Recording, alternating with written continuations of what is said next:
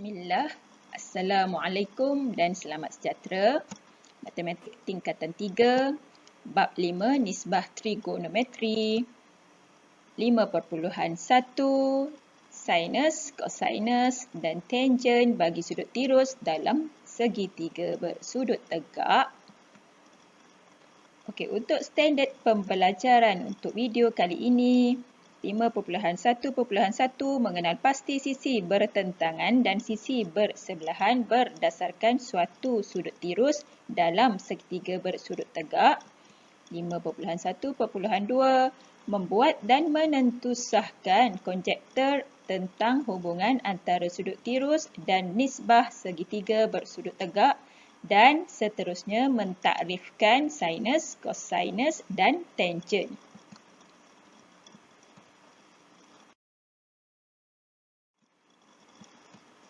Okey, bagaimana anda mengenal pasti sisi bertentangan, sisi bersebelahan dan hipotenus?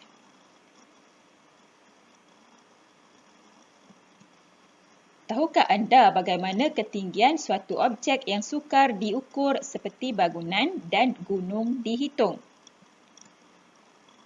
Dalam rajah di sebelah, jika jarak S dan sudut dongak diketahui, maka ketinggian T bangunan tersebut boleh dihitung dengan menggunakan konsep trigonometri. Okey, perhatikan segitiga bersudut tegak yang diberikan. Okey, garis yang bertentangan dengan sudut 90 darjah dikenali sebagai hipotenus. Okey, berdasarkan segitiga yang dipaparkan, apabila sudut X berada di bawah, okey, maka ini merupakan sisi bersebelahan, manakala yang ni merupakan sisi bertentangan. Okey, manakala jika sudut Y berada di atas, maka ini merupakan sisi bersebelahan dan ini merupakan sisi bertentangan.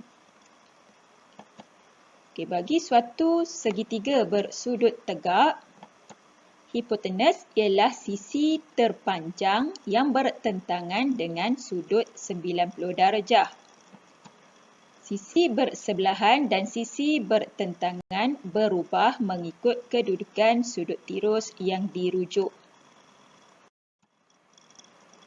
Okey, berdasarkan contoh 1 muka surat 109, kenal pasti sisi bertentangan, sisi bersebelahan dan hipotenus berdasarkan sudut yang diberi dalam jadual di bawah untuk semua segitiga bersudut tegak berikut. Okey, untuk penyelesaian, bagi segitiga ABC, perhatikan rajah. Ini merupakan sudut BAC, maka hipotenus merupakan garis AC. Sisi bertentangan garis BC. Sisi bersebelahan garis AB. Okey, jika sudutnya pada BCA, maka hipotenus masih lagi sama, garis AC, sisi bertentangan, garis AB, manakala sisi bersebelahan, garis BC. Okey, seterusnya, gambar rajah B, segitiga KLM, sudut LKM, hipotenus, garis KM, sisi bertentangan, garis LM, sisi bersebelahan garis KL. Okey, manakala bagi sudut LMK, hipotenus tetap sama, garis KM, sisi bertentangan, garis KL, sisi bersebelahan, garis LM. Okay, untuk gambar rajah C, bagi segitiga PQT, sudut yang diperhatikan ialah TPQ, maka hipotenus bagi segitiga tersebut ialah garis PT. Bagi sisi bertentangan, garis QT. Bagi sisi bersebelahan, garis PQ. Okey, manakala yang terakhir untuk segitiga RQS, sudut yang diperhatikan sudut QRS. Okey, maka hipotenusnya merupakan garis RS, sisi bertentangan garis QS, manakala bagi sisi bersebelahan garis QR. Okey, seterusnya cetusan minda 1 muka surat 110. Apakah hubungan antara sudut tirus dengan nisbah sisi segitiga bersudut tegak? Okey, berdasarkan segitiga yang dilukis, PQ1 berukuran 4 unit, Q1 R1 3 unit. Menggunakan teorem Pythagoras, PR1 bersamaan 5. Maka kita boleh lengkapkan jadual yang diberikan. Dalam buku teks pelajar-pelajar telah diberi nilai bagi sudut tirus QPR. Perhatikan rajah, ini sudutnya. Maka sisi bertentangan per hipotenus bersamaan 3/5. Sisi bersebelahan per hipotenus bersamaan 4/5. Sisi bertentangan per sisi bersebelahan bersamaan 3/4.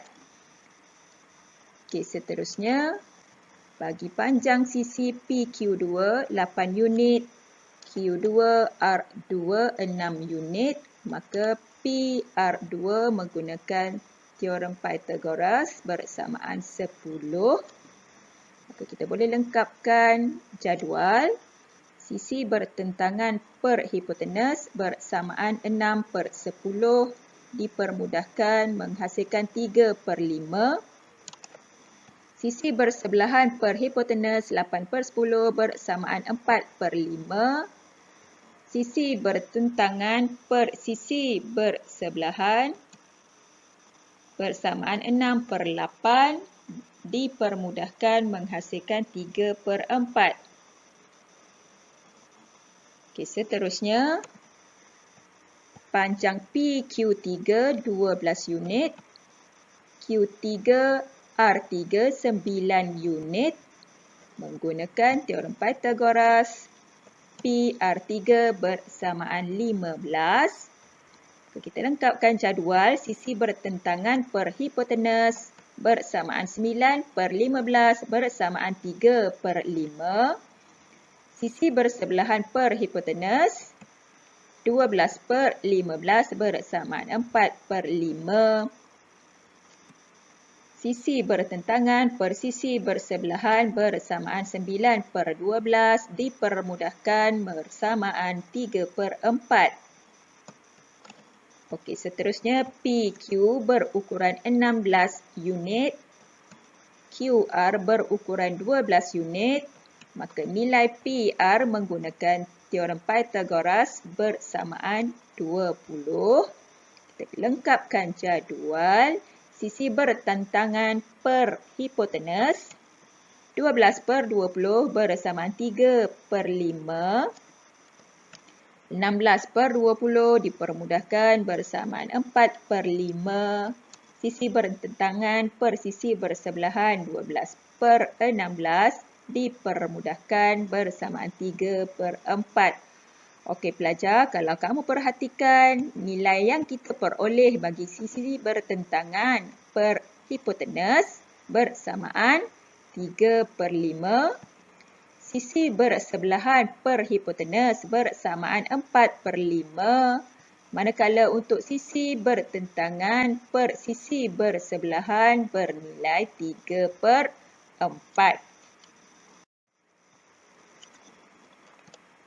Hasil daripada cetusan minda 1 didapati bahawa bagi suatu sudut tirus yang ditetapkan dalam pelbagai saiz segitiga bersudut tegak, nisbah panjang sisi bertentangan kepada hipotenus ialah suatu nilai pemalar. Nisbah panjang sisi bersebelahan kepada hipotenus ialah suatu nilai pemalar. Nisbah panjang sisi bertentangan kepada panjang sisi bersebelahan ialah suatu nilai pemalar. Okey, berdasarkan buletin, trigonometri berasal dari bahasa Yunani iaitu trigonon bermaksud tiga sudut. Metron bermaksud mengukur. Okey, berdasarkan segitiga yang dah dilukis dari awal tadi, yang telah cikgu paparkan dari awal. Okey, bagi nilai X, sudut tirus. Okey, untuk hipotenus kita wakilkan dengan huruf H. Untuk sisi bersebelahan, kita wakilkan dengan huruf A. Untuk sisi bertentangan, kita wakilkan dengan huruf O untuk membuat formula yang mudah untuk pelajar ingat. Okey, sebelum itu kita tengok dulu kalau ditulis SIN bermaksud sinus, KOS cosinus, TAN tangent. Okey, biasanya kita akan gunakan singkatan huruf sin, cos, tangent ini sahaja untuk menulis rumus. Okey, seterusnya berdasarkan cetusan minda tadi, kita perhatikan sin X bersamaan sisi bertentangan O per hipotenus. Maka kita boleh permudahkan formula menjadi SOH. Untuk cos X, sisi bersebelahan per hipotenus. Jadi kita boleh permudahkan menghasilkan KAH. Manakala untuk tangent X, sisi bertentangan per sisi bersebelahan, TOA, TOA. Okey, jadi pelajar-pelajar boleh menggunakan SOH TOA untuk mengingat formula bagi nisbah trigonometri. Okey, contoh 2, muka surat 111. Lengkapkan jadual berdasarkan rajah di sebelah. Okey, untuk penyelesaian berdasarkan rajah, kita labelkan dulu huruf A, O dan H.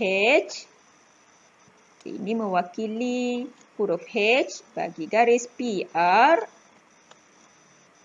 Bagi sudut X, PQ sebagai A. Manakala QR sebagai huruf O.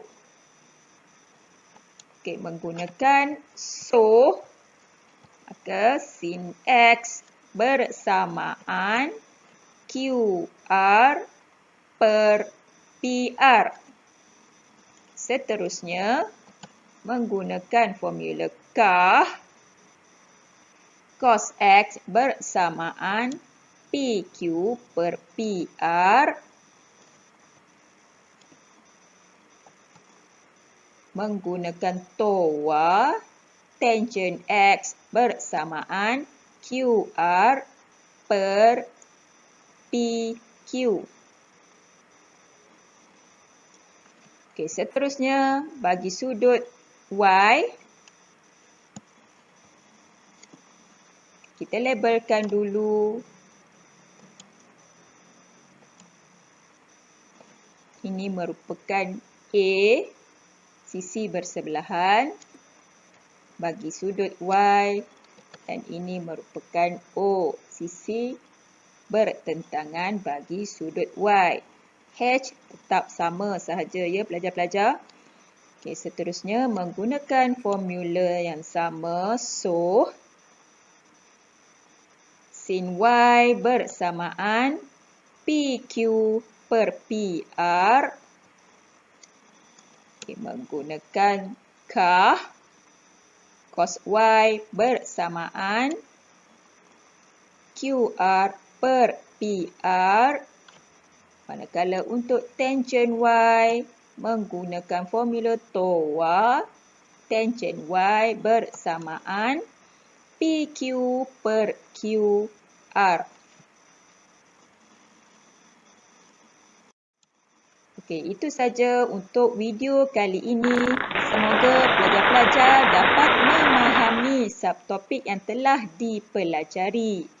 Sekian, jazakumullahu khair.